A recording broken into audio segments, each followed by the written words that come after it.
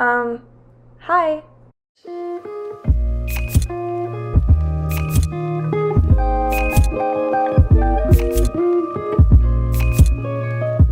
Alright, hello guys, welcome back to my channel. If you're brand new here, my name is Nikki and this is my book nook, and today we are doing a very random little video. I have seen this tag or trend, whatever you want to call it, floating around on TikTok for probably the last month, and every time I see one, I just think it's fun. I've been wanting to do it, but I just know myself. I cannot simply just do this on TikTok. Like, I need to explain it. I need to talk about it. So that is what we are here to do today. The trend is called the 7 books theory.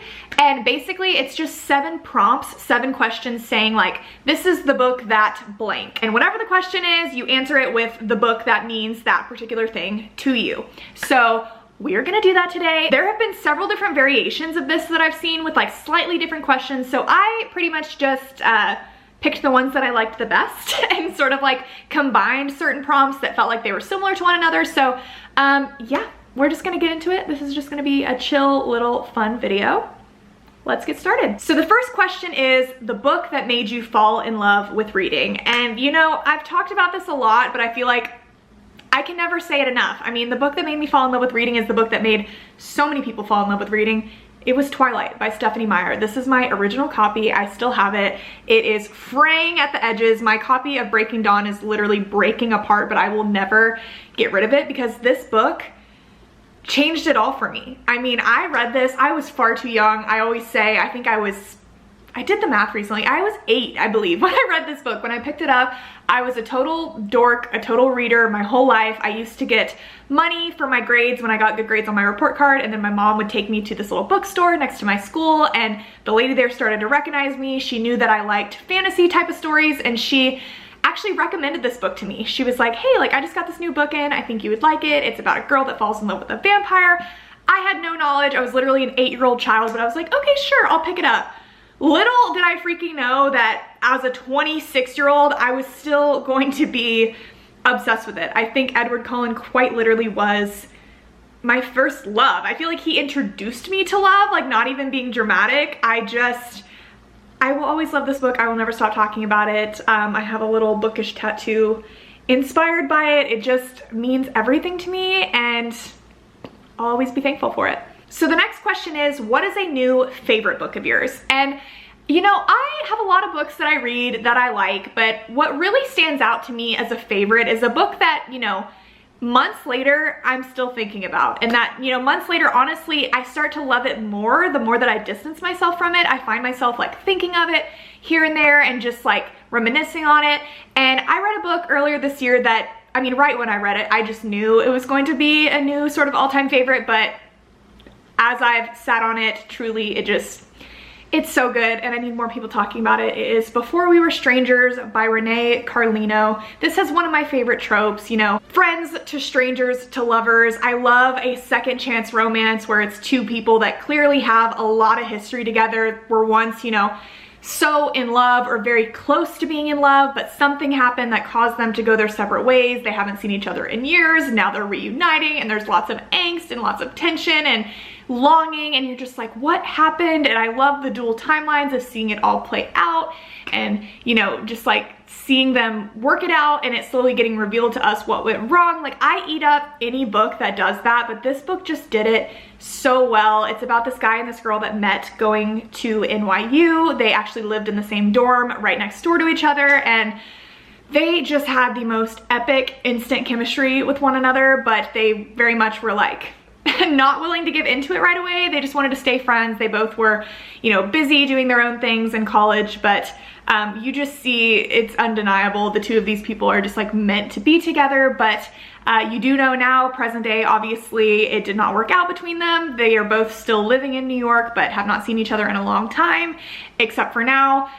They've actually run into each other on the subway. Actually not quite run into each other. The girl is getting on the subway. The guy sees her right as she turns around, and the doors close and she is whisked away. So now he has to find her. He's determined to see her again. He's never really forgotten about her, and now here she is right in front of him. So it's a very beautiful story of the 2 of them coming back together, and when everything is like slowly revealed from their 2 different points of view, it made my heart explode. It was one of those stories that just like reminds you of like the nostalgia of like first love and just true love. It was just so, it was so sweet, and it was just so raw and real, and I just loved it so much. It's definitely gonna be a new all-time favorite. If you haven't read this one yet, I definitely recommend checking it out. So the next question is, what is your comfort read or your desert island book? The book that you would bring with you to a deserted island if you could only bring one.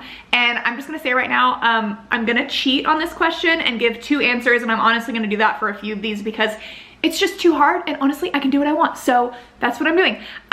My answer for this is, you know, whoever is asking me this question, I would plead with them and say, okay, does it have to be one book or can it be a series? Because if it could be a series, if I could drag that onto the deserted island in my little canoe or whatever I'm in, like I will take the extra weight because I desperately would need to have the Magnolia Parks series with me. I have said it so many times over, this series and just the way that it's written is like nothing else. It is my favorite series of all time. Jessa Hastings is just such an inspiration. I'm so in awe of her. The way that she created this series and crafted it, it feels like you are talking to all of your best friends. It feels like you are just like standing there and they are like whispering in your ear like all of their inner thoughts and like what's going on and kind of like narrating what is happening around you. I truly feel so attached to every single character in this series, and it feels like they are just my best friend. So if I was going to be on a deserted island, I could totally see myself going crazy and feeling like all of these people were real and that they were there with me, and it would make me feel less alone. So I would desperately plead to be able to bring this entire series, but I do feel like at the same time, it's not completed yet. There are supposed to be 7 books total in this series and only 4 are out. So I might actually go insane a lot faster because I wouldn't know the ending, and the way that it's currently left off, it might send me over the deep end. So this might not be a good idea, but still, it's what makes sense to me. If you don't know anything about this series, it's pretty much like Gossip Girl if it was set in London. Very similar vibes to that, but just so much better, so much more to it. Just amazing, the most beautiful thing I've ever read. So if I could bring a series to a deserted island, if I could pick one sort of like comfort read, it would be this. But if that is not allowed, if I can only bring one singular book, like the answer that always comes to my mind with this is The Hating Game by Sally Thorne. Like, this is my favorite rom-com of all time. It's also just such a comfy book. Like, it's truly a book that just brings me joy, you know? Like, I feel like I read a lot of very sort of emotional things, deep things, but this book, start to finish, just makes me happy. It just gives me the warm and fuzzies. It gives me butterflies. It is an enemies to lovers workplace romance, but it's just so funny. Like, this book makes me laugh out loud. It's just everything that I want, and I feel like I could read it 100 times over. I mean, I've read it I think 3 times at this point, and every single time it hits just the same. I love it just as much. It has never disappointed me, so I could see myself just reading this repeatedly on a desert island. Like, I think it would just like give me all the entertainment that I could need. So that would be my answer. Okay, for this next one, I'm gonna be combining 2 prompts that I saw a lot once again, and I'm also gonna be giving 2 answers again because I just have to.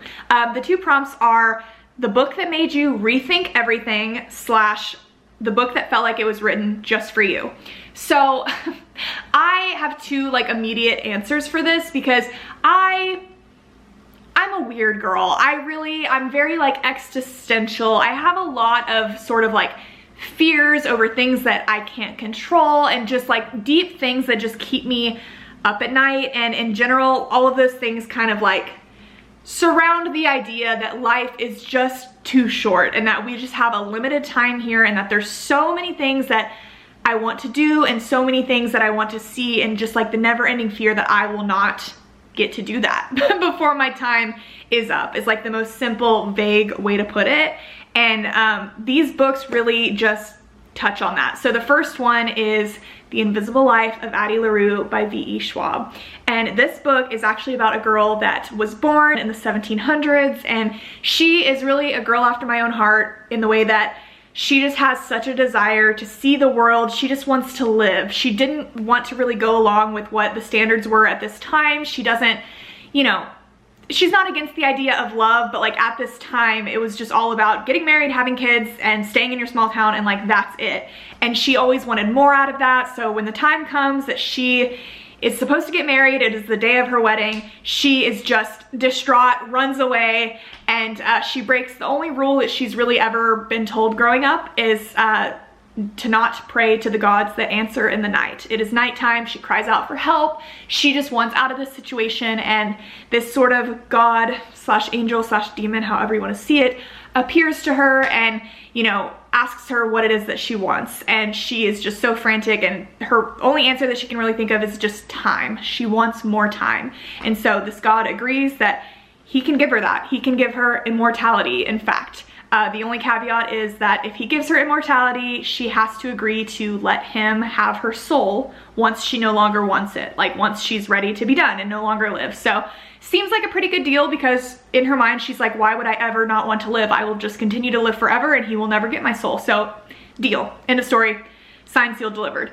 But you know, he is a god that answered in the night, so he's a little sneakier than that, and he tells her, you know, she's gonna be blessed with immortality, but what he doesn't tell her is that she's gonna be cursed at the same time to never be remembered. So she gets to live forever, she gets to do whatever she wants, go wherever she wants, but nobody can remember her. She can't leave anything behind. The second she leaves a room and comes back, nobody that is there will remember her face. Like, nobody's able to remember her. She's not able to tell anyone her name. She's not able to write anything down, take any photographs. Like, nothing is there to, you know, she's not able to leave an impression on anybody, leave anything behind, create anything. So she's in this like existence where she lives forever, but she doesn't get to form any true relationships. She doesn't get to create anything, leave anything for this earth. And so it's kind of like one of those books that's like, what really matters at the end of the day? Like, you know, do you want to live forever, or do you want to make the most out of the time that you have and do what you can with it and form relationships? It's just one of those books that, I mean, just the concept was so interesting,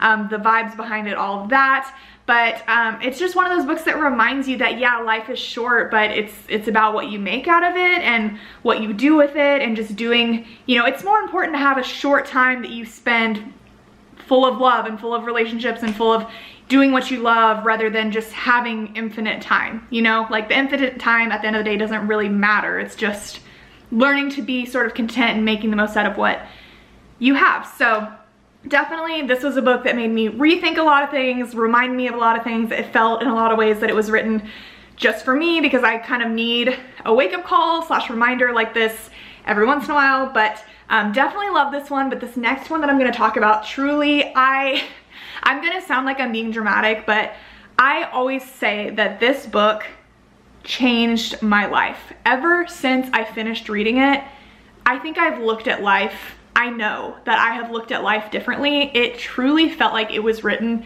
just for me in a way that like scared me, in a way that made me cry a few times. It's Carrie Soto is Back by Taylor Jenkins Reid. Honestly, any Taylor Jenkins Reid book is gonna slap you in the face with some reality. All of her books are just like about life and all of these things that we think about, and these things that are just tough and, you know, you don't understand, and she's just always there to remind you again just like what's important. But this book in particular is something that just really spoke to me, because it's about this girl named Carrie that is the most famous tennis player that ever lived. She has the most success, she's won the most awards, she's just notorious for being the best, and it's all that matters to her. Tennis has always been her entire life, and she just thrives on success. And, you know, but it's not success like and praise from other people. It's all internal. It's all about herself. Like, she just always wants to push herself to be the best. And no matter how much she does, no matter how much she achieves or accomplishes, like, it's never enough for her. It's always like, what's the next thing? What's the next best thing that I can do? Like, okay, I did that, great. Now, like, what now? Like, how do I be better? It's just never enough. So this story is just something that I really relate to, because I am just a very sort of goal-oriented person. I always just feel like when I look at my life, I'm like, what have I accomplished? What have I done? Like, I just so desperately want to feel like I did something epic with my life, and that people like know my name at the end of the day, and that I made an impression on people and whatever. So Carrie is just a character that I really related to, because that is how she is. And she also, you know, because of that, she's sacrificed so many other things in her life, and, you know, relationships, like fun. She's just put everything into her career and what she wants, and this passion of hers. And in this story, it actually starts out where she now is retired. She's been retired for a few years, but she still, you know, has the record as the best that ever lived. But now there's this new up and coming tennis player that is about to tie her record. And she's sitting there at the game with her dad, who was also her coach, and he's like, so, I mean, what if she ties you? Like, what happens if she wins this? And Carrie's like, she's not gonna win it, it doesn't matter. Like, he's like, okay, but what if she does? Lo and behold, she does win. She ties Carrie's record, and now Carrie is like, well, shit, because she simply can't let that slide. She is the best that has ever lived. This is everything she's ever worked for, and she's not gonna let this new tennis player come and take that away from her. So she decides at the age of 37, after being retired for a handful of years, that she's going to come out of retirement, train once again, compete this upcoming season, and she's gonna win her title back, her record back. And so you're seeing Carrie's life, like you flash back to the beginning, you see her, you know, start from a child, working with her dad, training to be the best, you know, kind of growing, gaining fame, and then you eventually see her going on to like win all of these titles, all the things that she goes through, again, all the things she has to sacrifice, and then you kind of lead up to her retirement, and then now you're seeing her getting back into it. And it's just, there's just so much meaning in this book, and just something that touched me so deeply, because it's just that concept of like, when will it be enough for you? And honestly, there is no answer to that, because it never will be enough. There's always going to be somebody that is better than you, has more than you, has, you know, achieved more things. Like, even if you are the best, like, okay, a year from now, there will be someone else that is the best. Like, it's just about finding contentment and working hard, but not making it like the only thing that matters to you, and just finding a balance in all of it, and just letting yourself breathe, and just, you know, take time to like have gratitude, and, you know, be proud of yourself for what you have achieved. And there's just so much to it, but it's just such a specific thing that this book is about, and just such specific like themes and just thoughts that I have internally had so many times throughout my life were just written on a page in a way that just like, it blew my mind. It blew my mind, and it really, seriously, since I finished this, I've been like, okay, like, it's just changed the way that I've looked at how I do life. So anyways, if any of that sounds like it relates to you, you might want to try these books out. But yeah, like I said, they were written for me. They might not be, or they feel like they were written for me. They were written for me, don't even bother. No, they feel like they were written for me, but I feel like that answer is different for everybody. So I want to see all of y'all's answers to all of these questions in the comments, but this prompt specifically, like the book that made you rethink everything or felt like it was written for you, I would love to know your answer to this, because I just love that. I just think it's so special. So let me know in the comments. So the next question is the book that you would give anything to read again for the first time.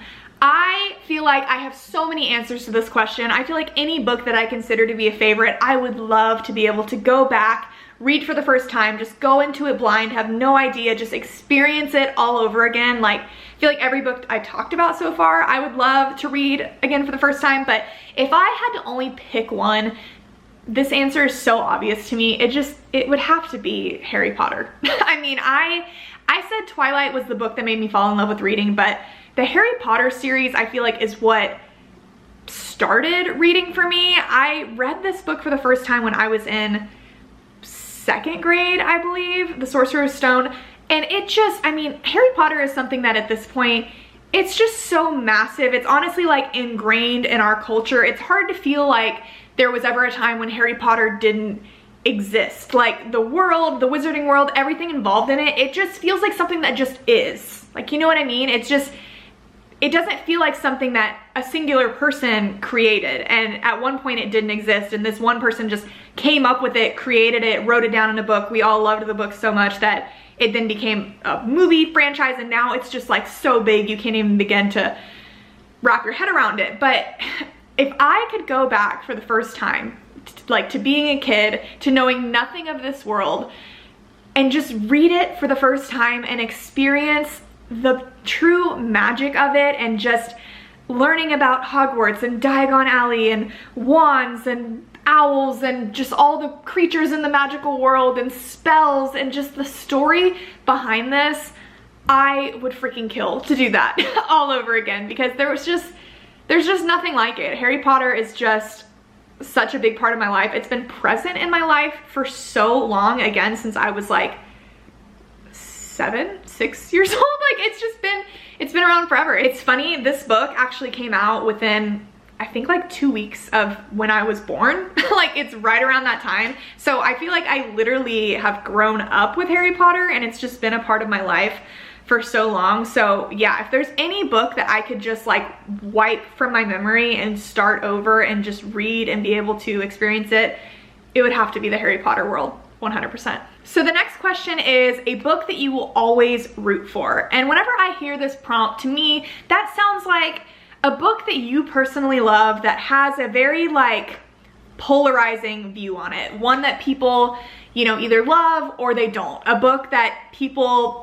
tend to kind of hate on and talk about negatively. And I definitely have a handful of those. So I'm going to be talking about 2 of them because it's just like, it's too hard to narrow down. These 2 books are my babies. I truly love them so much. The first one is Ugly Love by Colleen Hoover. This is in my top like 5 books of all time. I've read it multiple times and still I adore it. It's by far my favorite Colleen Hoover book, and it's a brother's best friend situation, a no strings attached sort of situation. This girl moves in with her brother to go to nursing school. Her brother is a pilot, and this guy lives across the hall who is also a pilot. And they do not get off to a very good start, but also cannot deny that they are attracted to each other. So it's obviously a sticky situation because he's best friends with her brother, works with her brother, but he also has a whole lot more to him. He has a very broken past, very, you know, rough past, which is very obvious, but, you know, he clearly likes the girl, but he's like, listen, we can, you know, hook up, we can hang out, but, you know, 2 rules. Don't ask me about my past and never expect a future. And that is pretty much like what their arrangement is. He's tells her like right up front, I will not fall in love with you. This will never be more than this.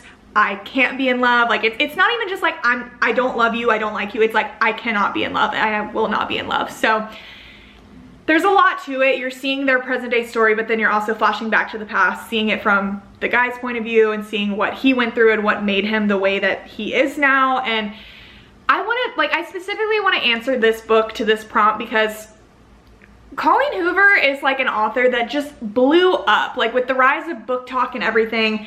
I feel like she started out as this author that was kind of like a small niche situation, like true readers knew about Colleen Hoover, and then it was like, oh my gosh, you have to read Colleen Hoover. How have you not read Colleen Hoover? And it's like everyone hyped her up and loved her, and then I feel like just like everything else in the world, once someone or something gets really popular, now suddenly people want to like hate on them, tear them down, whatever it might be. And look, I'm not here to like say Colleen Hoover is my favorite author to ever exist. She's not. I adore this book. She's not my favorite author ever, but I just feel like because all of that's been going on, it's now like every Colleen Hoover book is kind of like, like whatever. She's not even that good of an author. Like I've read better things.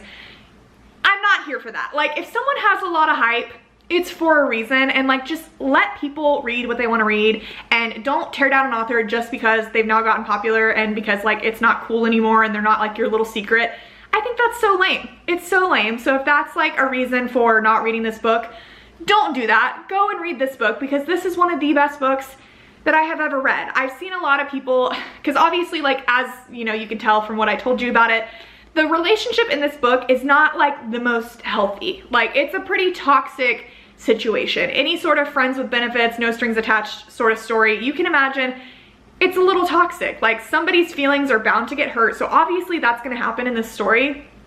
And you can think like, oh, the guy is like not treating the girl well. And I am not here to like defend that because look, he's not. There are definitely times where it's like, dang, I couldn't do it. I couldn't be a part of this relationship. But like when the story plays out and you understand why this guy is the way that he is, it's just like such a beautiful story. Like I don't get slapping the label on it that it's like toxic and just like that's such a toxic love story and blah blah. I'm just like, did you read it though? Like did you read it? Like when I see comments like that, I'm like, did you finish the book? Because like it all makes sense and it's so beautiful. And yes, like they go through a lot, but like it, like learning to love again, healing your wound, like all this stuff, there's just so much to it that just makes it such a beautiful book. So yeah, as you can tell, I'm always gonna root for this book. Anytime I see someone hating on it, I'm just like, come on man, like just why? don't hate on it for that reason. Like, if it's not your thing, that's fine. Obviously, like, not everyone's gonna love every book. I'm very aware of that, but like,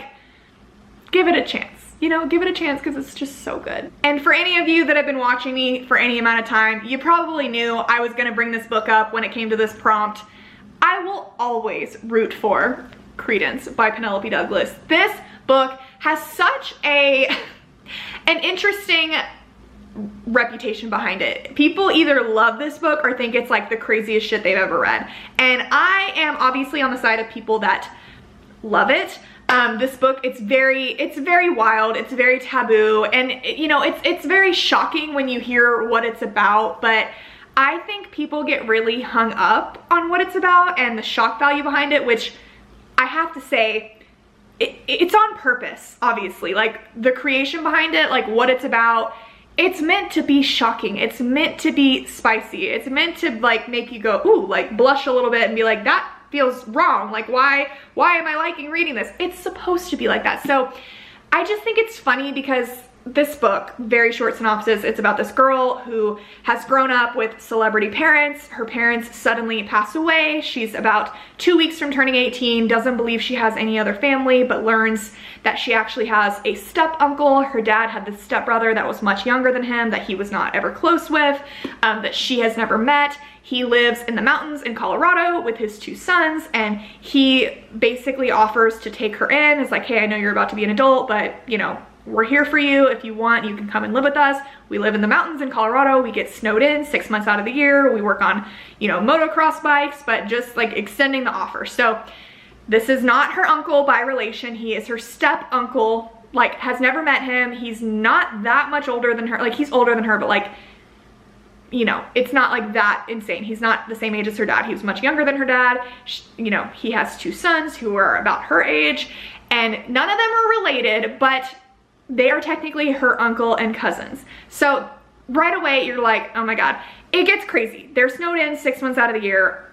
Every one of these boys has a very different relationship with the girl, but there's lots of things ensuing. Let's just put it that way. So obviously right off the bat, you're like, oh my God, that sounds nuts. And look, it is nuts. I'm not here to deny that, but it just makes me so upset because this, like, people are just like, oh, this book is so disgusting and crazy, and she's like with all these guys and blah. Like, the people just think, like, they get so hung up on like the concept. And look, like, dark romance is not for everybody. You know, spicy taboo romance, it's certainly not for everyone. So if it's not your thing, that is fine. But this book is so good, and I just recently reread it because honestly I read it a few years back and I was like, am I crazy? Did I forget some things? Like, so many people always leave comments whenever I talk about this book and are like, that book was disgusting, I can't believe you're even recommending it.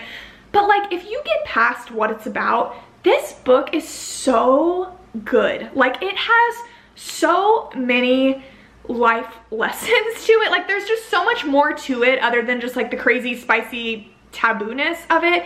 It's really about like family and what it really means to be loved and cared for, and the importance of, you know, paying attention to the people that you care about and just learning what it's like to be a part of a family. Like, this girl grew up with parents that never paid her any attention. She never knew what it meant to have a family, and you know, there's just a lot to it. Like, I could go on, but there are just so many beautiful quotes within this. Just like, such a beautiful story. Every single character in the story has just been through a lot and just like needs to be healed, and like by the end of it, it's just so good. It's so good. So as you can tell, I'm gonna root for this book. I am always going to tell people, you know, I'm gonna defend it is what I'm gonna say. So yeah, I love this book. I will always love this book, and it deserves the praise that it gets. Oh my gosh, guys, we are already here. The final question, the 7th question.